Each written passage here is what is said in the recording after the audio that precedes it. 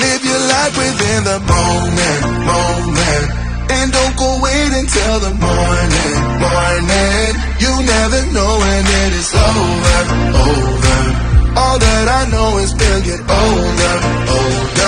So let us dance this night away.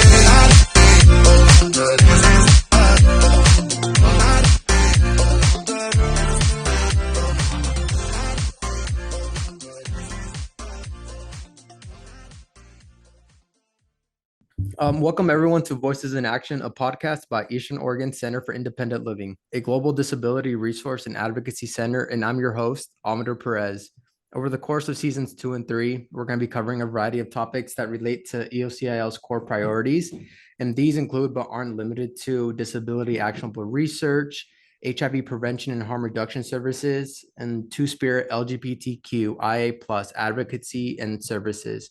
And there's a wide variety of other services and programs that we provide. So I encourage everyone to check us out online at www.eocil.org, or you can check us out on any of our social media platforms, whether it be Facebook or Instagram, and interact with us through there. We're going to be speaking with individuals with lived experiences, leaders of global and local advocacy organizations, and people responsible for developing and implementing policies that affect our daily lives. And we're going to be learning from each other along the way. And today I will be speaking with Tanagra, the Director of National Capacity Building over at the National Harm Reduction Coalition. And I was lucky enough to actually meet her in person at the Intermountain Harm Reduction Conference that was held in Salt Lake not too long ago. Tanagra, thank you so much for being here and being a part of our podcast. Well, thank you for asking me to join you in conversation today. I'm really excited for this opportunity.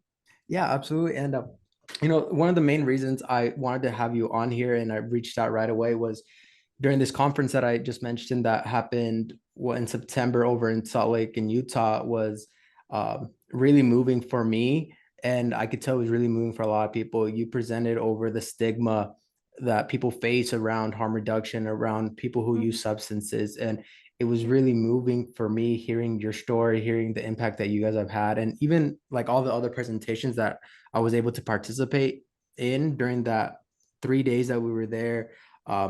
It was just amazing. And I really wanted to have you on here so that way, we can share even more information about what it is that you do and what harm reduction is, because I felt like you really had a good understanding of how to express stigma in the harm reduction field. And I know that's kind of hard for some people to grasp around or kind of fully wrap around their heads as to like what stigma actually is for people who use substances. So Tanagra, could we start off by possibly like then just introducing where it is that you work and what you do there? Yes, absolutely. So I work for the National Harm Reduction Coalition. We have been in existence for 29 years. We're going to turn 30 next year in 2024. Originally, we started in Oakland, California, and our organization was started by a group of people who use drugs, who were being left out of conversations that were being had at both the local, state, and national levels around the impact of HIV in people's lives. And people who use drugs were being directly impacted by this pandemic at the time, and yet they were not being included in these conversations. And due to the absence of public health or the medical field or anybody in terms of responding to their needs, they decided that what they should do and could do was to organize, to then work together as a collective, as a force, like a united force, right? To find space, to create space in those environments and to really bring forth, the needs of people who use drugs and to fight for a place at the table. And so out of that, National Harm Reduction Coalition was founded, and we've been around since then. We focus mostly in two primary areas. The work that we do most of the time is capacity building through technical assistance and training. And so I am really lucky that I get to either travel through Zoom or travel in person across the United States, colonies and territories to work with people who are interested in either establishing and or expanding harm reduction services in their communities.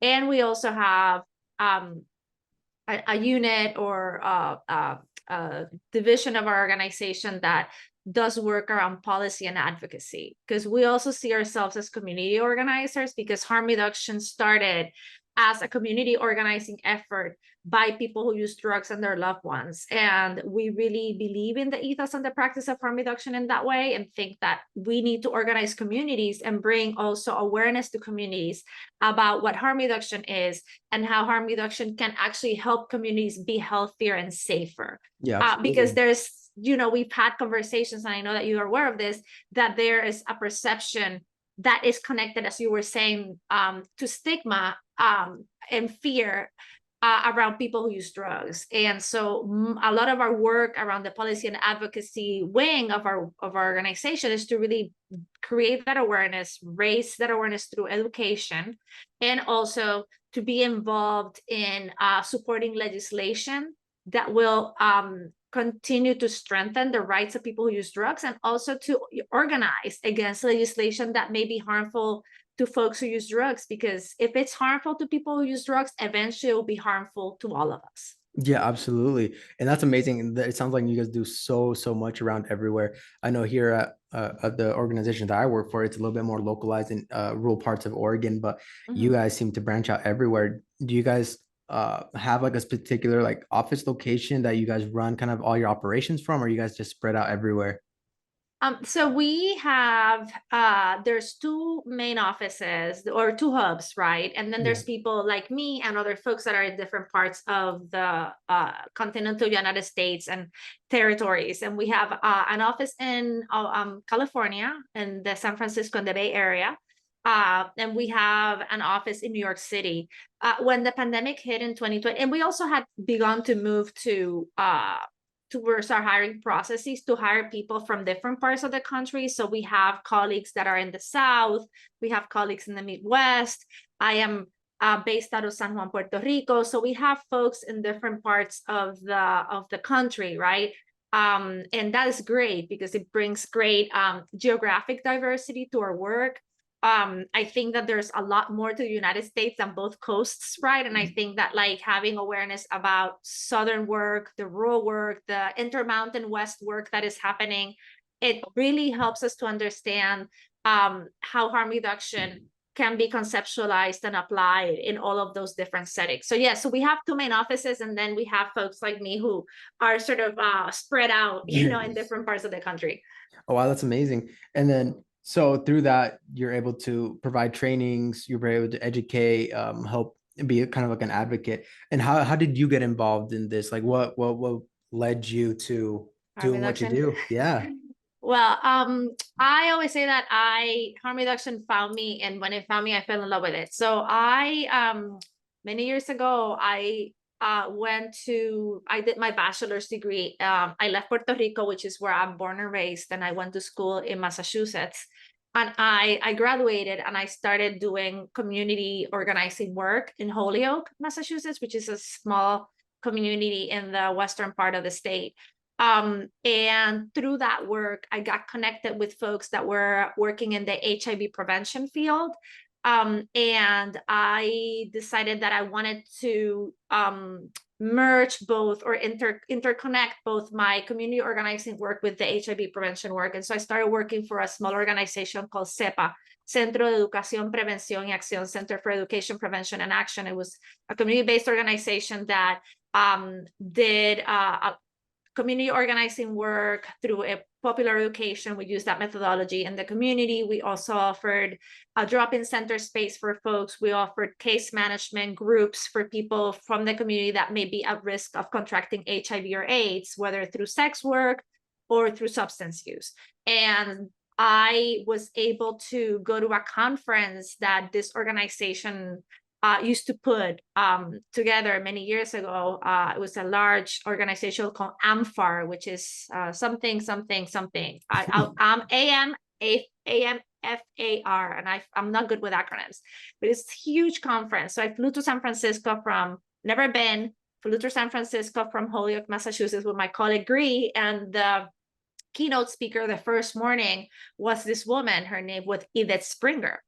And she was from the National Harm Reduction Coalition. And when she spoke to us about what harm reduction was, it blew my mind. I was like, oh my God, like, why are we not doing this? Why are we not applying this? Why are we not working from this framework? Why are we not internalizing this as part of what we do every day? And so I left and my mind was blown.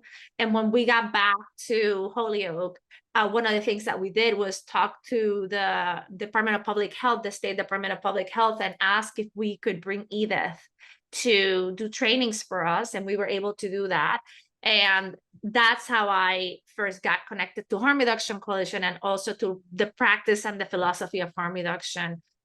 Edith was the person responsible for bringing harm reduction to the United States. So harm reduction originated in Europe, actually in Liverpool, in a program called Merseyside, which is a program that was originated and structured by people who use drugs for people who use drugs as a response to the rising HIV and hepatitis C rates in that time in the 80s. Also, there was a huge economic crisis in Great Britain at that time because they had a really conservative prime minister, Margaret Thatcher, who had like come in and really rolled back a lot of the public health and social justice programs that had been established by the previous government. And so that really led people to be thrown into a lot more poverty.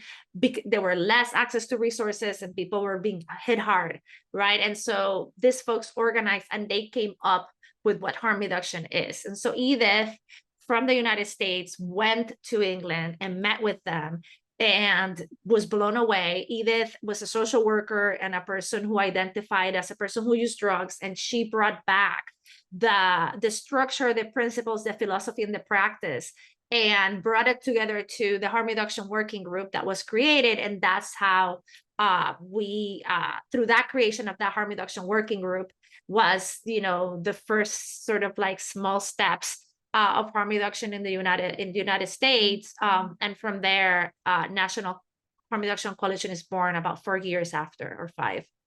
Oh wow! So rapid turn events. Yeah, I remember hearing that story. And was it you that presented that Yeah, at the conference, showing the conference. pictures of everything? Because Yeah.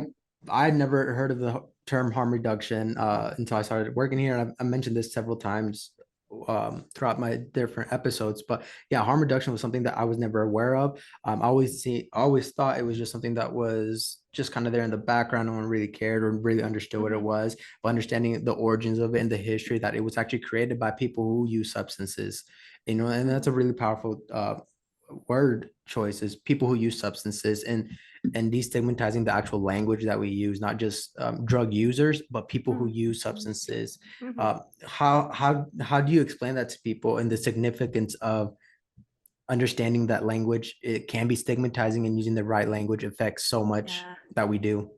You're so right. I think language is really powerful because, as we know, language constructs our reality, right? We make sense of our reality through language. That's how we connect to others. That's how we build relationships.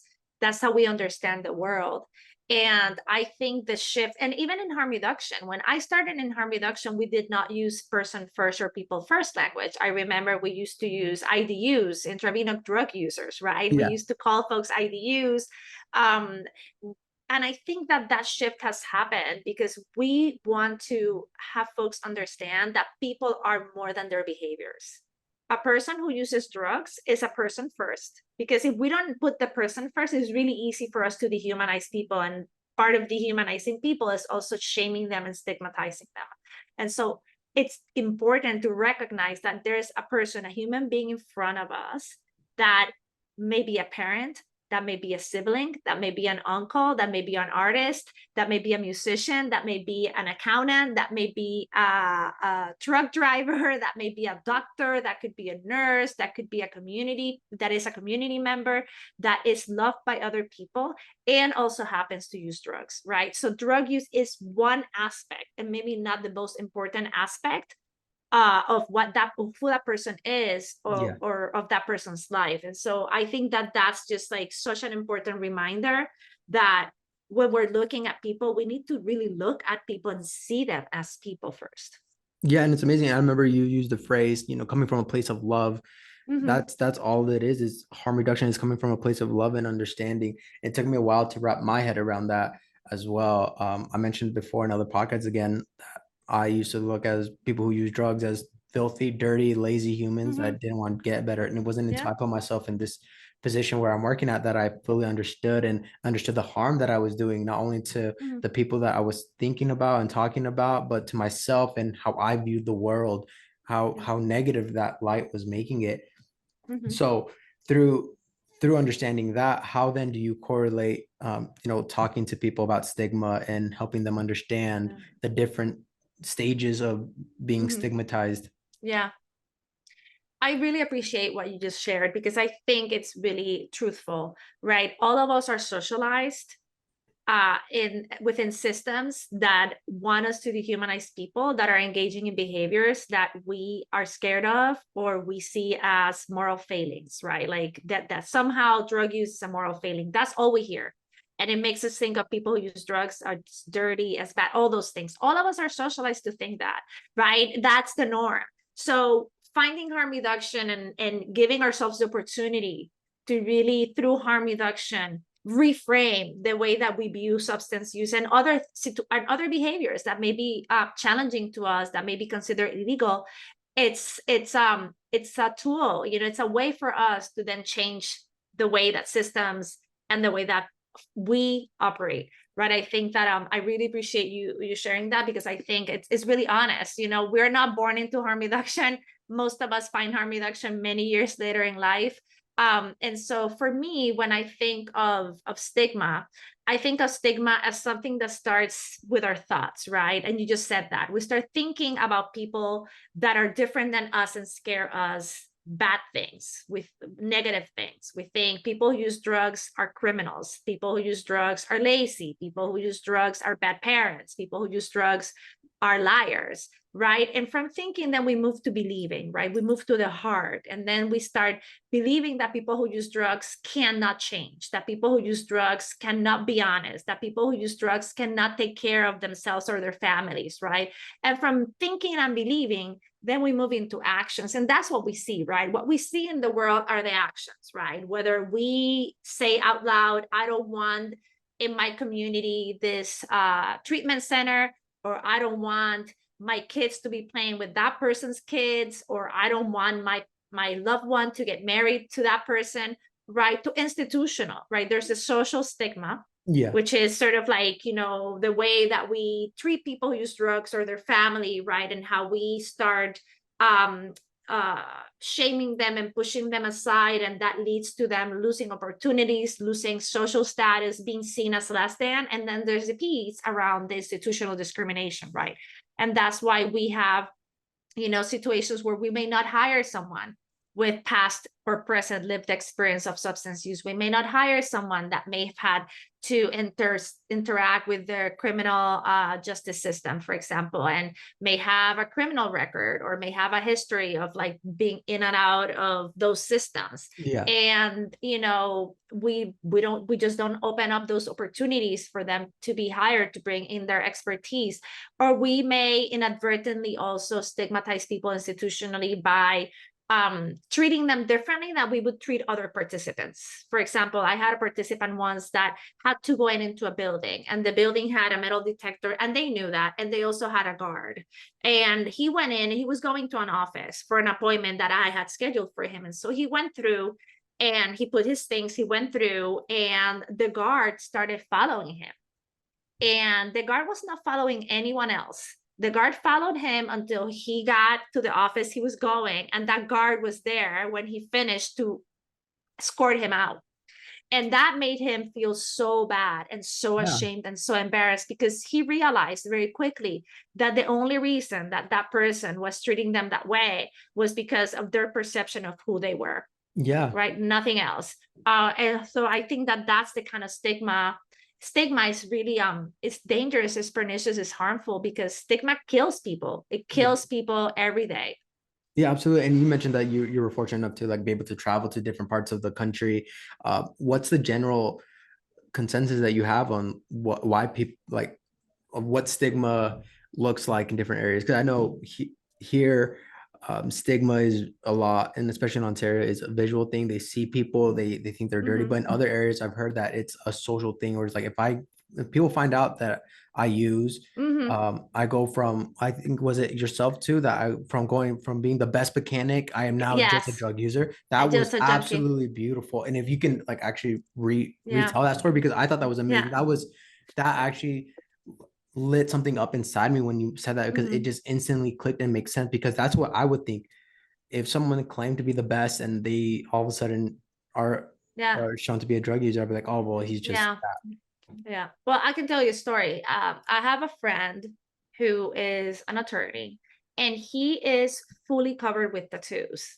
That if he wears like his suit when he goes to court, no one can see them. Right? He's fully covered with tattoos, arms, body, legs, everything. And you just, like the only things that are not tattoos are his neck, his face, and his hands and his feet. And so when he goes to court, no one knows that he is tattooed. One time he was out in his personal time somewhere, and he was in a shirt and shorts, and he ran into a judge that he had, gone into, I don't know how you say that in English, but when you go in to make an argument as an attorney. And the judge looked him up and down, and he was like, I would have never guessed that you would look like that, right? yeah, Equating his smarts, equating his a really amazing attorney, his professionalism was no longer the same because somehow he had seen that he had tattoos, right? So I yeah, think that, we are really quick to make judgments about people that are different than us because we don't understand why they are different than us. And fear prevents us from having those conversations and engaging in connecting with people, to be able to explore from a place of empathy. Why would someone want to be would have what drives him to have those tattoos? What do those tattoos signify for him? Like, what do they mean, right? And why would we think that because someone is tattooed, they're not prepared or no longer capable yeah, to go into court and to represent a client and to do their work the same way that they were doing it before, right? And the same thing with stigma in other ways, right? That quote was from a presentation that they did at the Intermountain Harm Reduction Conference, and it was they had interviewed participants that were receiving services, and that's one. And their idea was to see how comfortable the participants felt with accessing services. yeah, And one of the things that this participant said is that they were really hesitant for their for their for their information to come out into the community, or for some people to know that he was a person who used drugs, because as soon as they knew that, instead of being perceived as like a really capable mechanic, probably the best in Salt Lake, what he would be perceived was as like, where's he used as a junkie, right? yeah. And like that's a real fear that people have, because it happens. We've seen Oh it yeah, happen. it happens really often actually. And that conference really opened my eyes, and I still to this day do that, especially when I see people. That example of that you mentioned about the tattoos, if I see someone with particular tattoos, my mind doesn't think that they could be anything other than what that stigmatized person Mm-hmm. is or capable of. And Yeah, that's something that I'm still working on doing, is treating yeah, everyone as a person. Who knows what those tattoos signify for that individual? Who knows yeah. anything about their life? I don't know anything other than the first thing that I see. And that's Mm-hmm. something that's like really powerful and jarring to hear that this person who thinks so highly of themselves, holds such a high position, can all of a sudden be seen as nothing, Mm-hmm. depending on whether they use or not. And Mm-hmm. using looks different for so many different people. I recently Mm-hmm. had a Narcan training in a town nearby, just educating some of the community about what Narcan is, how to use it, spotting signs of overdose. And to many of their surprise, they didn't realize that even someone who comes out of back surgery or knee surgery could be addicted to opioids, and you would never know, because you can't really tell signs, especially if Mm-hmm. it's prescription drugs that are given to the Yeah, doctor for a surgery. They can yeah. be easily hooked, and they can fall victim Mm-hmm. to an overdose. And that stigma that people who use substances or illicit drugs are people who live on the street, people who Yeah, don't have a home, don't hold a steady job, when in yeah. reality it could be your aunt or uncle, someone who just recently got Anyone. out of surgery. Yeah. And it was really eye-opening for them, and they had never once imagined that their grandma, who just had a total knee hip replacement, could be addicted to opioids. Mm-hmm. So even like the small steps like that I do, I can really see the benefit. What kind of success have you seen then throughout these trainings that you provide? Is Mm-hmm. there, are you still finding a lot of resistance to learning to break the stigma? Um, I think it takes time. Stigma takes time to break down because again, we're swimming in the waters of white supremacy culture, and we're swimming in the waters of dehumanization, and we're swimming in the waters of judgment every day. And so we're asking folks to do things differently, to step out of what they know and think is normal and natural, and to like consider another possibility. And so I think that there's been slow progress and change, right? In terms of bringing harm reduction into the conversation, but also it has been to our detriment, right? Because I think that when we've done that, what's happened is that it's opened the door for other people that are not people with lived experience, or people who use drugs, or people that are involved in the harm reduction community, to define what they think harm reduction is or should be for their community. For example, harm reduction is not hinged on abstinence, right? Harm reduction doesn't expect people that start services to end in abstinence. What we want, what we're hinged on, is in love, in safety, in care, and in empathy. If that person chooses through their process of building trust with us to change their relationship to a substance and choose to walk the path of abstinence, harm reduction firmly believes in supporting someone in that situation, of course. And we have many. I have a friend who says the harm reduction programs are the number one programs in like the number one conduit to getting people into treatment, because we build relationships with people. People come to us as they are. They feel that they can be safe. They can trust us. We trust them. We believe that they have the power to make decisions. We work alongside them in partnership. And because we do that and we build that safe container, folks are then ready and able, and we meet and help them meet their needs, right? That they Yeah. have. Once those needs are met, then they can explore, do I want to continue this relationship with this substance in the way that I have, or do I want to shift or change it? Right.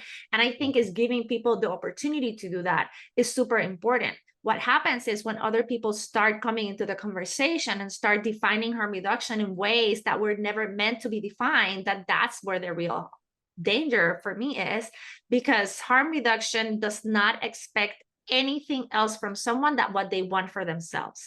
People Yeah. are there to make their choices, and we should be there to support folks and accompany folks and walk alongside them. And I know this is challenging.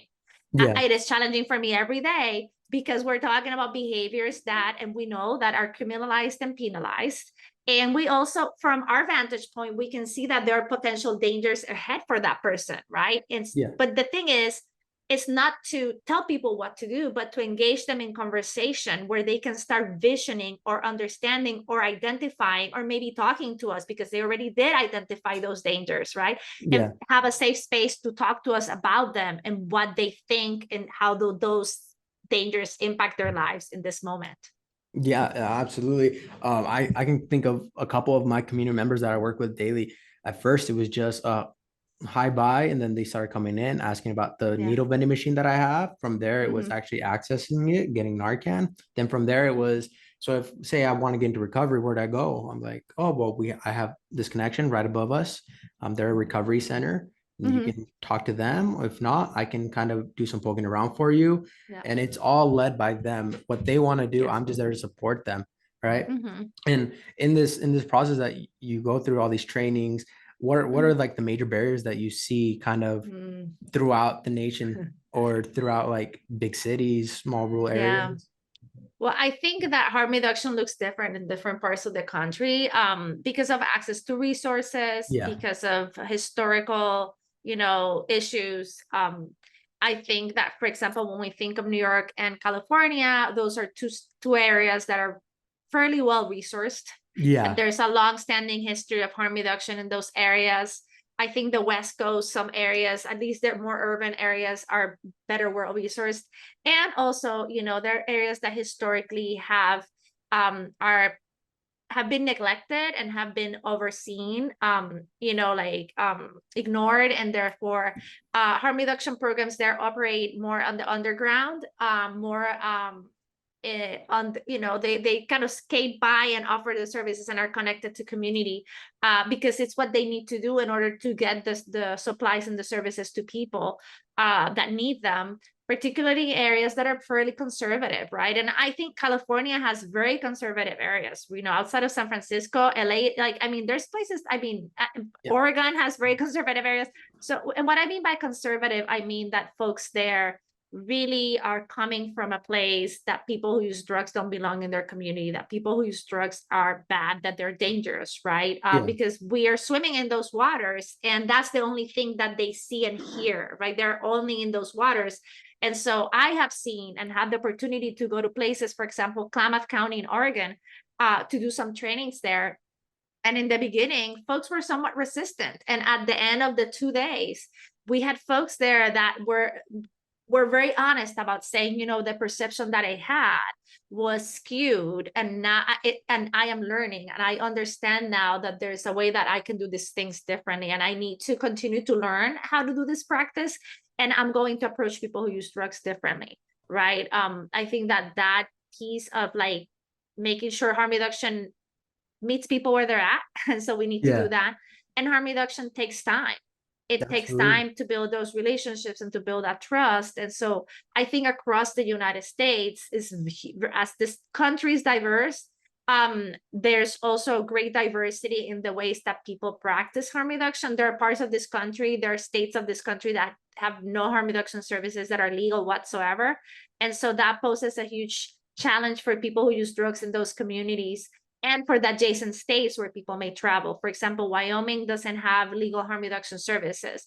And so folks need to travel out of state to Colorado or to Idaho, right, in Montana, to receive services if they can, which is a huge barrier, right? For prevention, there's also a lack of treatment services as well. When you see a lack of harm reduction services infrastructure, you also can see a correlation in terms of a lack of access to treatment or to recovery services, because harm reduction and recovery are part of the same spectrum. They are in relationship to each other, right? Because as Tim Santamor says, is relapses are part of the process of recovery. We have to be ready, right? And harm reduction is the space where we keep people engaged, safe, connected, and loved until they feel or want to move towards recovery and abstinence, if that's what they need.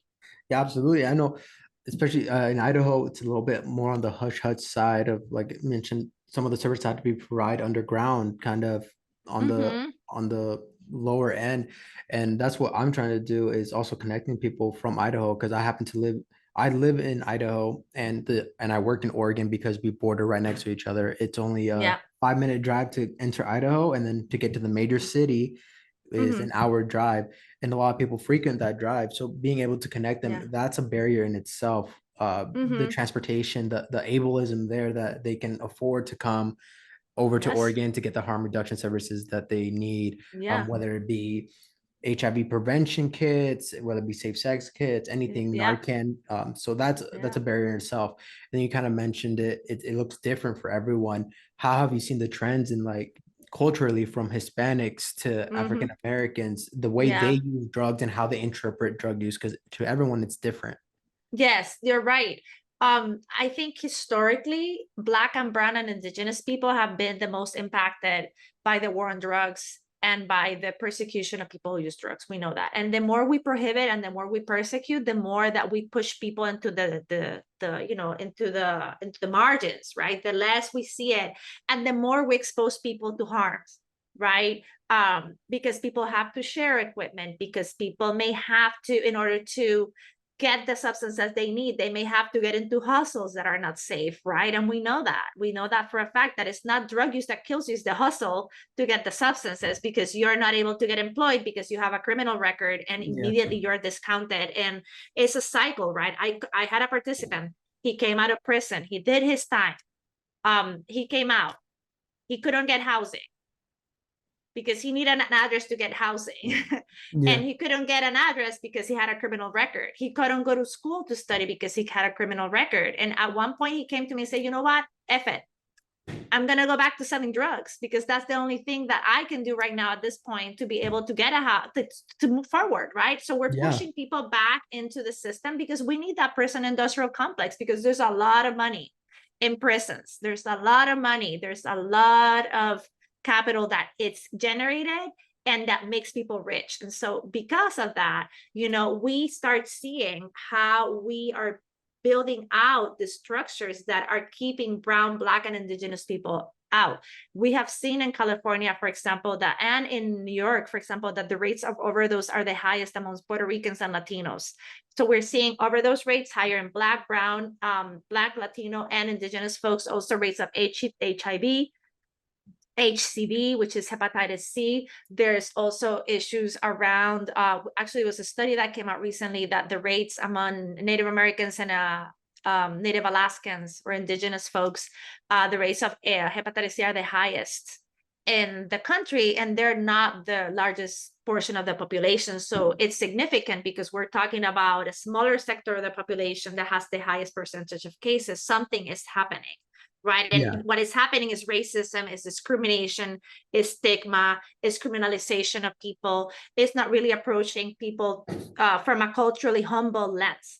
Right. And one of the things that I love that I've seen in the past couple of years, speaking of trends, is harm reductionists from indigenous communities defining harm reduction for Native people. And so Clinton Alexander, who's part of the White Earth Nation out in Minnesota, many years ago was a visionary, and he got together with a small group of indigenous folks from across the country and decided to organize the first ever Native Harm Reduction Conference. 30 people showed up. 30 people showed up.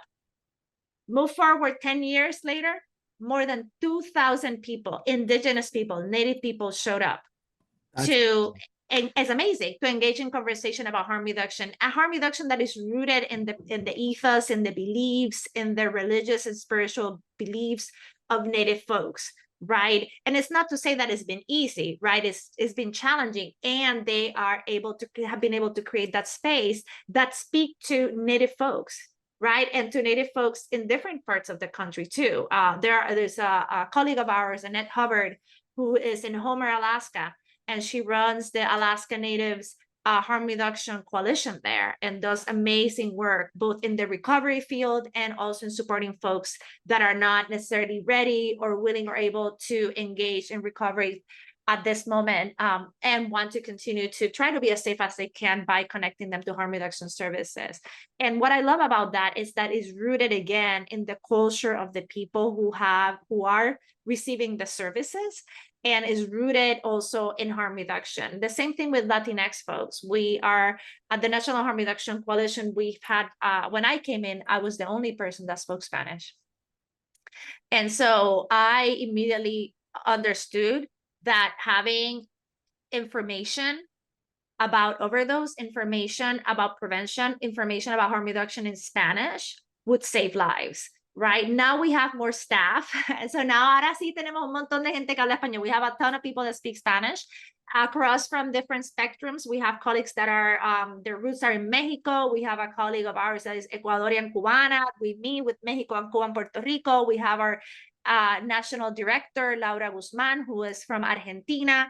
So I'm sure I'm forgetting another of our colleagues. I'm trying to think about, it's like Jose, my colleague Jose, who is from New York.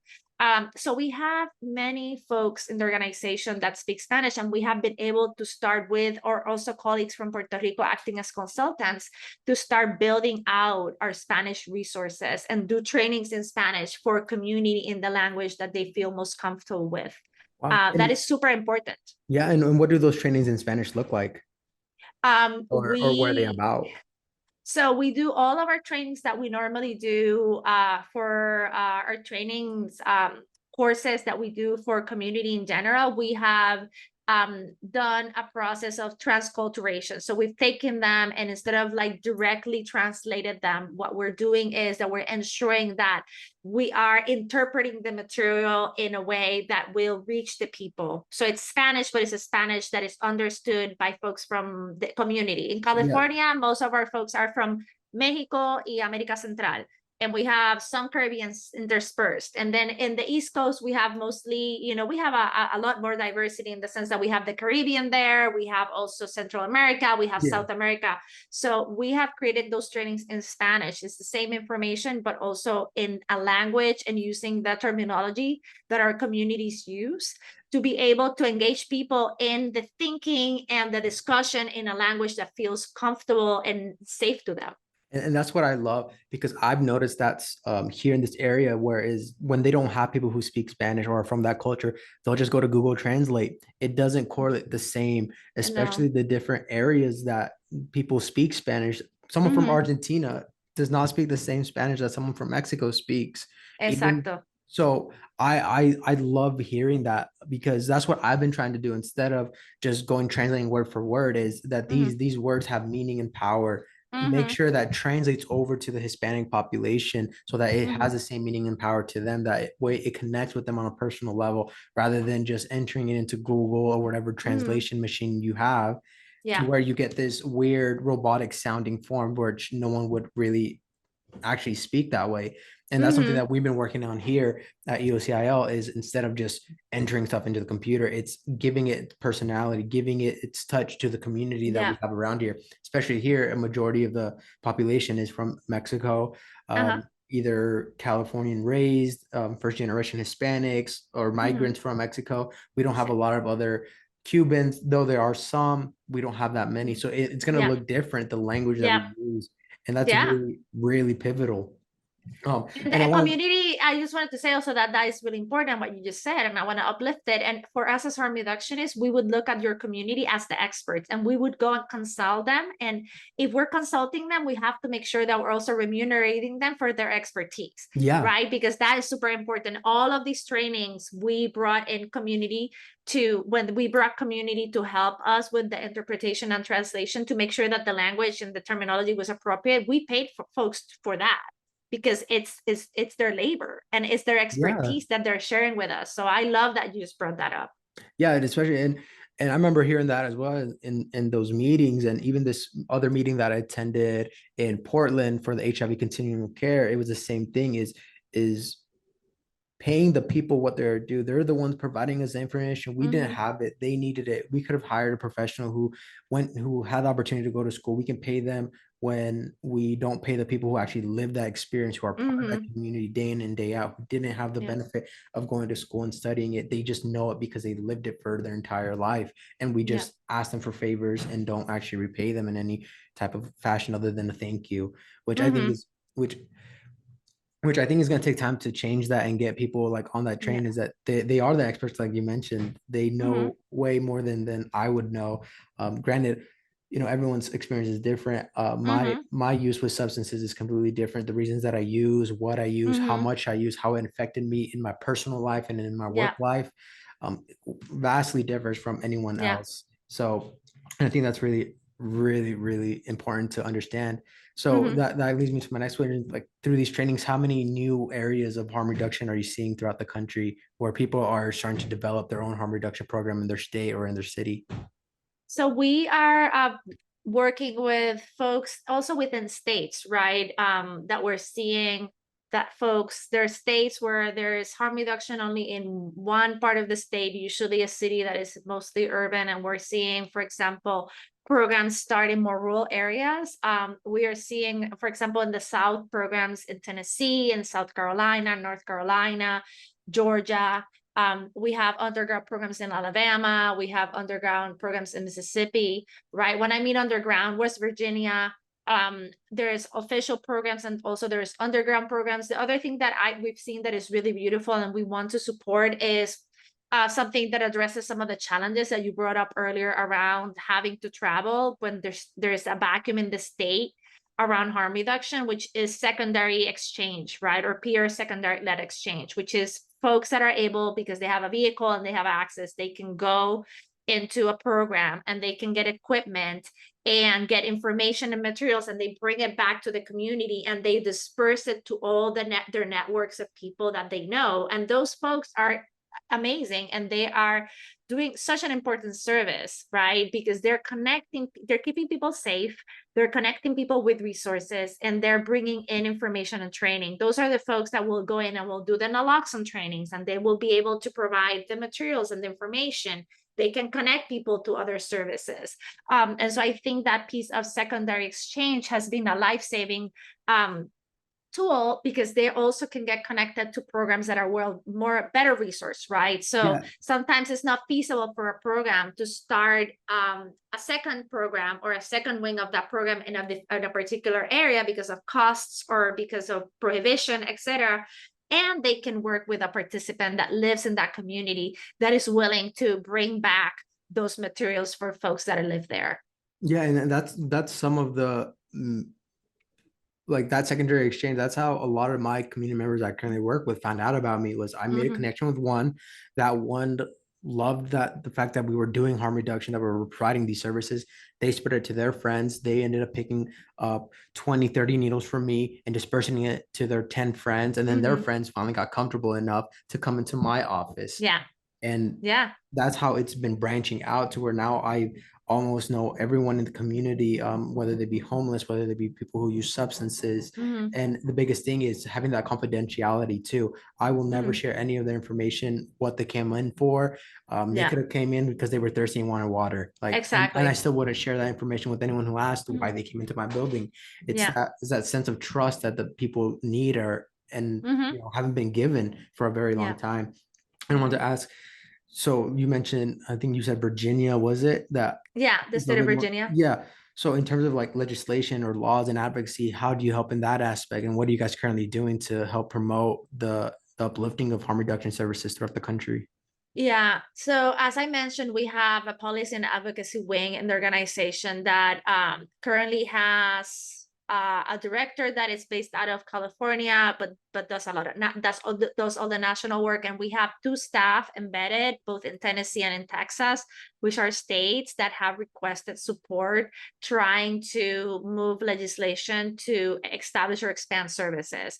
We also have another person who's embedded in the Midwest and is addressing adjacent states that don't necessarily have harm reduction. Like Nebraska doesn't have any official harm reduction services. If I'm not mistaken, Arkansas and Oklahoma don't have any. North Dakota has harm reduction services, but South Dakota doesn't have any harm reduction services at all. They're also moving to support folks. We are working in Wyoming, and we have been working with the Department of Health of Wyoming for about 4 years now to support them in building the infrastructure that can help them to eventually have harm reduction services in the state. And we're supporting a collective of folks that does this work underground across the state. We've also done work with folks in Oregon. We've done work with folks in Washington State. We've done work, as I mentioned, with North and South Carolina. South Carolina is also a state that has harm reduction services, and they're underground. There's no legal harm reduction services in the state. Georgia is another state that only has 1 program, and we're supporting, and we, from our work and our support, the same as Virginia. Virginia is legal, and we have a really good relationship with Bruce. I forget Bruce's last name. Bruce is amazing, and Bruce is the harm reduction specialist embedded in the Department of Health that supports the programs. And so we've seen the establishment of programs in other parts of Virginia, more rural parts of Virginia. And as I was saying, we've also been involved since the very beginning. I don't know if you're familiar with Scott County, Indiana. In 2015, the CDC raised alarm because they had seen an outbreak that they had not seen in decades of HIV in a very small community in rural Indiana, Scott County. And so when they went in, the epidemiologists and people, to understand what was happening, what they realized was that people were injecting drugs, and they were sharing equipment. They were filing down their syringes, which is really dangerous because they didn't have access to other equipment. And that led to groups of people, families, like a huge epicenter of an HIV and AIDS outbreak. Immediately, we were called in, and we came into Indiana, and we met with advocates and people who use drugs and people who were doing their best to provide harm reduction services, but they were at capacity, to start thinking with them, how could we support the establishment of legal harm reduction services in a state in a way that didn't have barriers for people, because sometimes legality immediately means surveillance and coercion, and that leads people to really high threshold for programs and really high threshold for participants. And also there's issues with criminality, right? There is legislation that it's in place around syringes that have residue, right? So there's paraphernalia laws. There's also the absence of Good Samaritan laws. Even when we have Good Samaritan laws, as you well know, if I have a record and I have someone next to me who may be experiencing an overdose, people may be hesitant to call because they don't know if they have warrants out, what could happen. We also know that the more that they try to criminalize people who use drugs, with also issues around drug-induced homicides, right, that will create more barriers for people to be able to take care of each other, right? And that's dangerous because that's not keeping anyone safe. That's an illusion. No one is safe by charging someone with a drug-induced homicide. What we're doing is we're driving people who use drugs more into the shadows and more into danger. I know. And that's one thing that you mentioned there about like the Good Samaritan law or the harm reduction is here. We also ran into that problem of like what's considered paraphernalia.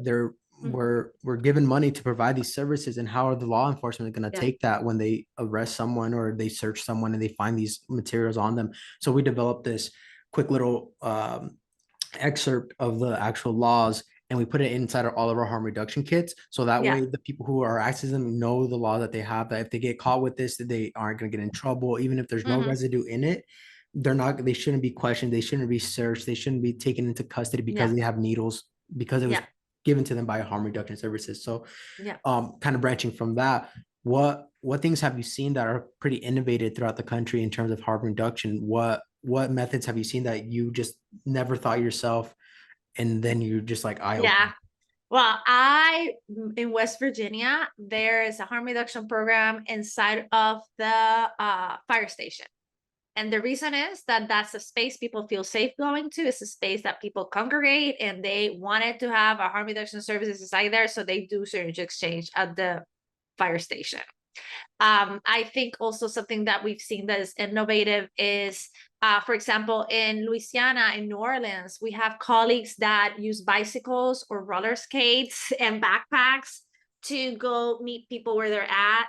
And to bring in equipment, which is amazing. So it's literally like hands-on outreach.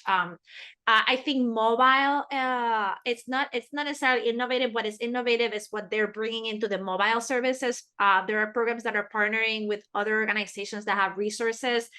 For example, there's a harm reduction program that is partnering with an organization that has a huge medical van, and they have been able to, through that, provide other services to participants, right? And the medical services program can get connected through trust, as you were saying, trust building, to those participants that normally wouldn't feel safe coming into the clinic, right? And so they can get screenings, they can get vaccines. I think also with COVID, another thing that we saw, thinking about vaccines, and in general with hepatitis A, it was a hepatitis A outbreaks. I always get confused with my heps. There's I think it's the hep B. There's an outbreak that we are seeing, or we have been seeing progressively, particularly when you need to wash your hands and you don't have access to clean running water or soap. We know that for folks that are unhoused or living in housing insecurity on the streets, that's the case. They need to get a vaccination, and with that vaccination, you get people protected for that hep or that hepatitis. And they were not having success in this community because people would not trust them. And what they did was, shoot, we should partner with the harm reduction program. What happened? The harm reduction program was the ambassador. They said to them, these people you can trust, they're here. This is what the vaccine is. The same thing with COVID. Many of our programs were recognized for what they are, first responders connected to community, right? And I think that that's really innovative, because it shows that people who use drugs are smart, capable, and resilient, and are willing and able to take care of their community, right? And I think that we're also seeing something that I've seen that is really innovative too, that we've done historically, but more so now because we've had to, is mutual aid. right? It's organizations and people taking care of each other in the absence of a government or a state that should be doing that and is not providing it because they ignored us, right?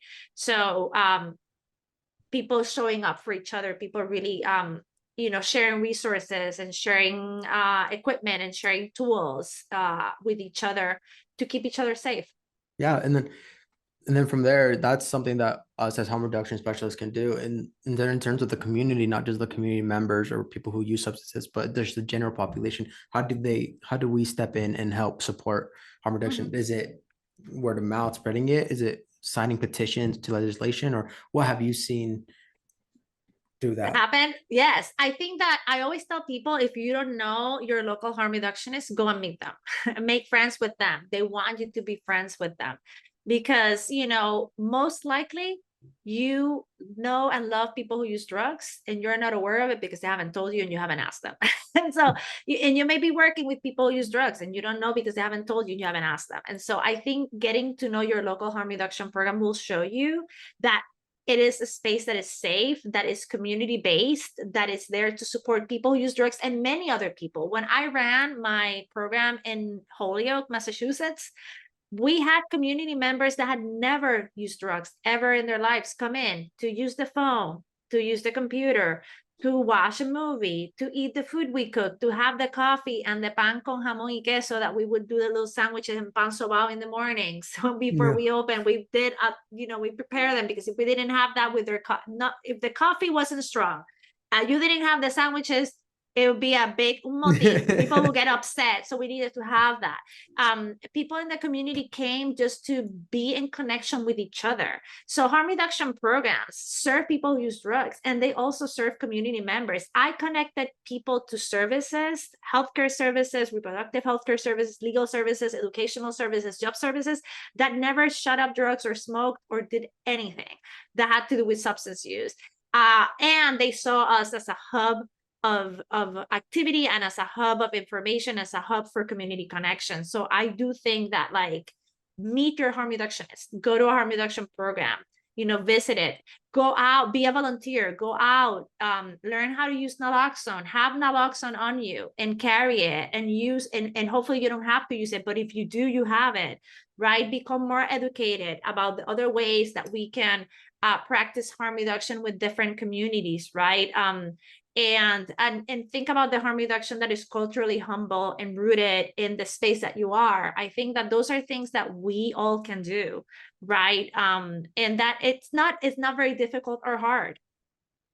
Yeah, absolutely. And thank you for that. Because some people don't even know how to approach harm reduction. They see it, they're kind of scared. They don't know what they're gonna expect, especially Yeah. when they walk in the door, especially when they hear that we're giving out free needles, we're giving people Narcan so that way in case they overdose, it's all right, they'll be fine. So kind of that sense of enabling people who use substances kind of deters them from even asking the question. That's why here where I work, and I think it's one of the key factors in why it happened was that we have the food pantry attached to our harm reduction services. That way, people come in who access the food pantry who might not necessarily need the harm reduction, but they will see that what we're offering, and from there spread word of mouth. So stuff like that, joining different departments together in order to better reach our population and our community here.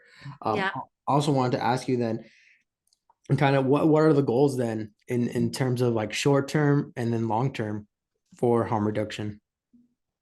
I think, well, I mean, short term, we need to continue to do the work that we're doing, particularly in light of recent attacks to harm reduction programs, right? We've seen more repression, more surveillance, more attacks across the United States, more concerted mobilization of groups that don't believe in harm reduction to create barriers for programs to exist.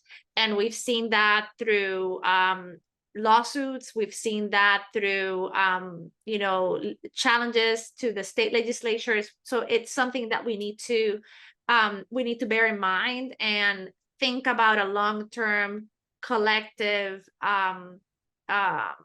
advocacy campaign so that because what we're seeing in Washington State that is coming down Portland now with Prop 110, that is coming down to California with trying to shut down programs, and police saying that they're the ones who define harm reduction programs when they're not equipped to do that because they don't have the expertise or the knowledge to do that. That is dangerous, right? And so we see that, we see those trends, and we see how those trends slowly start moving across the country. And so we need to be prepared, because what's happening there, sadly, we will see it copy it somewhere else across the United States. And we need to figure a way that we can work with the drug users unions and with other organizing groups across the country, including organizations such as Drug Policy Alliance, that are our colleagues and friends, the Comer Foundation, AIDS United, NASTAD, right, to really think about the ways in which we can support folks in their communities to be prepared to face these challenges when they come to them, because they will come to them, right? And also, I want to remind us that harm reduction started with people who use drugs, for people who use drugs, and we did not have any of these infrastructures, and we did it, and we kept our people safe because we believe that's the right thing to do. Legality sometimes doesn't mean that it's like what is legal is not right, and many times what is right is not legal, right? And so I think that we get hinged on this funding, right, because there's a lot of dependency around that. And I think we need to think about ways, that's the future for us, thinking outside of the box and thinking of ways in which programs can become more self-sustaining without necessarily having to depend on government funding. Because if that government funding comes attached with all of these requirements that will water down what harm reduction is, then we should not want it. If government funding is respectful and comes to us and allows us to do the work that we need to do the way that we want to do it, then I think that's perfectly fine, because I do think government has to have a role in protecting and taking care of its people, right? And I also believe that there's many times that when funding is assigned to local or state governments, what happens is that then they start getting creative in terms of defining or determining what harm reduction is, and none of that funding gets to the hands of the programs that are doing the work, or they come with so many internal barriers that are already embedded into the way that the funding is, that they're requiring you as a program to meet, that it's impossible. So I think those are some of the things in terms of thinking about the future of our movement and the work that we're doing. Well, and that's great. And that raised the question that I have is, how do we then, as harm reductionists, keep ourselves accountable? Have you ever ran into problems with that when a harm reduction program isn't doing the job that they say they're doing it, or have twisted what harm reduction is? So how do we keep ourselves accountable? Yeah, well, I think it's always important to come back to the essence of what harm reduction is, right? And not forget that harm reduction is a gift that was given to us, and with love by people who use drugs, right? So we need to look at ourselves and see, are people who use drugs centered? Are their voices being heard? Are we involving people not as tokens but as active participants in this movement? Are we following and honoring the principles of harm reduction? Those principles should be the lighthouse that lights our way, right? And I think every day, we wake up as people and we can only do our best that day. And there are days where I'm like, okay, my harm reduction self was not the best today, and there's always tomorrow. The important thing is to recognize that, right? Recognize that we all swim in those waters. We're not exempt from swimming in those waters, and it's only through being aware of doing things differently and choosing to do them differently that we can, right? And I think holding ourselves accountable is like sitting up, down at the end of the day and thinking, did I honor the principles of harm reduction? Did I raise my voice and name the things that are harmful and hurtful to people who use drugs in the spaces where those were happening? Did I extend love and care and compassion to the people who are trying to do this work under resource and challenge? Was I able to be caring and empathetic and loving in the face of someone swimming in the waters of all this misinformation and coming and sharing with me a perception that they have of people who use drugs? Was I able to meet them where they're at? If I wasn't, what can I do differently next time? What do I need to look at internally, right? I think that's such a good question. Yeah, the question of accountability, right? Yeah, and that's really important. And also I'll tie in also having the capacity to reflect on yourself mentally, because Mm-hmm. it is a taxing job dealing with people's lived Yeah. experiences, having to relive Mm-hmm. your own possibly through those interactions. Yeah. I never thought that was like another shared experience that I have is that when I heard people complain like, oh, this job is a lot, all this, I'm like, just get over it, just do your job. How hard can it be? Mm-hmm. Getting into this position, oh my goodness, did that hit me like a brick wall. I soon Mm-hmm. then from coming to the office every day, I was like, oh, it's fine, it's fine. And then slowly I started to notice some patterns within my Mm-hmm. personal life. I'm like, wow, this is Yeah. actually really taxing. And even my CEO had presented or talked to all of our staff saying like, hey, if this is taxing, you need time for yourself. If you need a mental Mm-hmm. health day, take that day, because Yeah. that will affect the way that you treat the people that you're supposed to serve. How are you supposed to Mm-hmm. serve someone to the best of your ability when you yourself aren't at 100%? Keeping Mm-hmm. myself accountable for my health, so that way I can Yes. provide the best service to the people who need it and who are less fortunate at the time.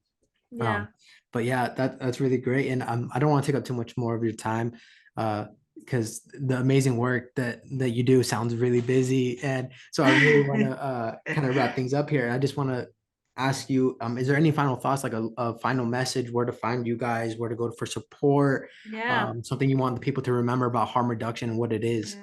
Yeah. Well, thank you for asking that.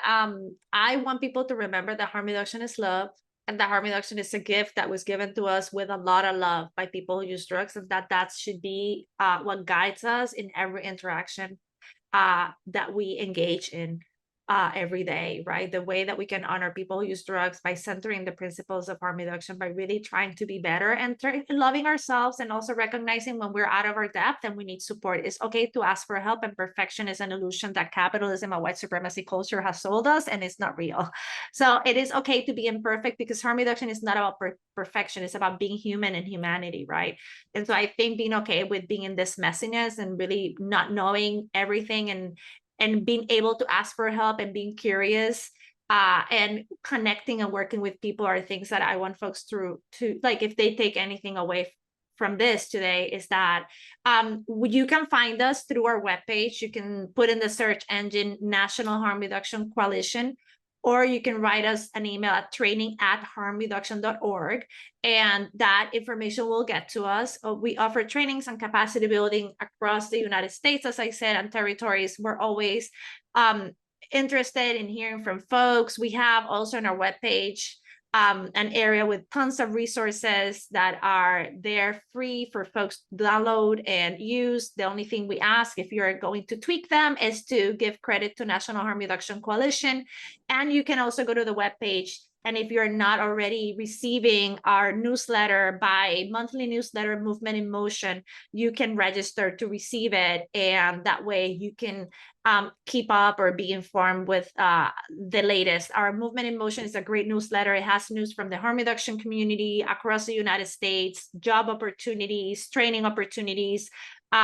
So I highly encourage folks, if they're interested in knowing or learning more about harm reduction and the way that harm reduction is happening across the United States, to register to receive the newsletter. Yeah, and I can vouch for that. I'm someone that doesn't sign up to newsletters, and I remember when I first started, I stumbled across your page, immediately signed up, and I've attended so many trainings that you've sent out through those newsletters. I've read all the articles that you print out on there. It's absolutely amazing. Oh, And I'm so glad. I'm going to tell Brittany, our colleague Brittany Valentine, team of one. Brittany's amazing. You would think that we have a comms team of 30, and that woman is a powerhouse and really does a lovely, beautiful job with our communications, both in social yeah, media. You can follow us on Instagram, on X or Twitter, Facebook, LinkedIn. I think we're everywhere.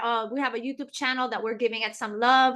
yeah. And so, yeah, I think I'm going to tell Brittany, because she shows up with such energy and positivity and care and love every day to do this work that, as you said, can be really challenging, because Yeah. we're in challenging times, and she does it beautifully. So I'll let her know. She'll be really Yeah, happy to hear absolutely. that. I mean, it's really well put together. The information on there is above and beyond. And like I said, I don't ever subscribe to any subscriptions or like daily or monthly newsletters or anything like that, for the reason is like a lot of the times it's just really obsolete, doesn't really include the initial stuff, but this one that you guys send out is so impactful. The stories, the articles, the trainings, I've attended so many of yours, especially when I first started. You guys were the main source of my trainings, whether it was going Oh, through I'm like so the glad. Narcan training, whether the Yeah. harm reduction stuff and anything else that you guys have on there. Those were kind of like my foundational in entering harm reduction. But thank you so much for that, and thank you for all the work that Yeah. you guys do over the National Harm Reduction Coalition. Yeah. It was an honor to have you on here, and I look Oh, forward to thank you. attending some more of your trainings and seeing what harm reduction has for the future. As for everyone listening, thank you. This has been Voices in Action, a podcast by Eastern Oregon Center for Independent Living.